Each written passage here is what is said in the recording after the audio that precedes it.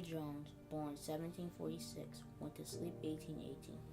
Absalom Jones was America's first black priest, born into slavery in Delaware at a time when slavery was being debated as immoral and undemocratic. He taught himself to read using the New Testament as one of his resources. At the age of 16, Jones' mother, sister, and 5 brothers were sold, but he was brought to Philadelphia by his master, where he attended a night school for African Americans, operated by Quakers. Upon his manumission in 1784, he served as a lay minister for the black membership at St. George Methodist Episcopal Church with his friend Richard Allen. And together they established the Free African Society to aid in the emancipation of slaves and to offer sustenance and spiritual support to the widows, orphans, and the poor.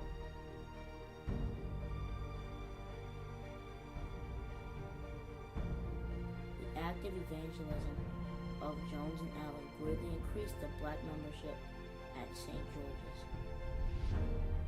Alarmed by the rise in black attendance in 1791, the vestry decided to segregate African Americans into an upstairs gallery without notice. When ushers attempted to remove the black congregants, the resentful group exited the church. In 1792, Jones and Allen, with the assistance of the local Quakers and Episcopalians, established the first African church in Philadelphia.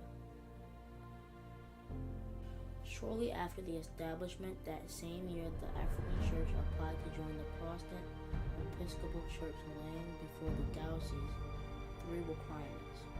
The church must be received as an already organized body. It must have control over its own affairs. And Jones must be a licensed lay reader and, if qualified, ordained as its master.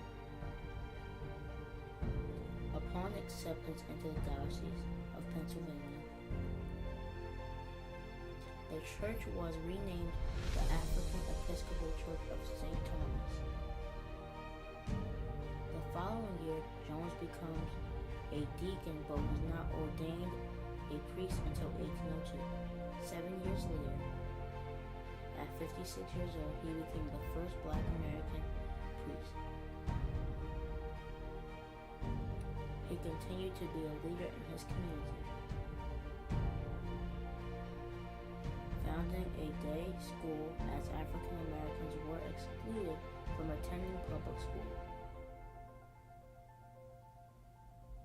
The Female Benevolent Society,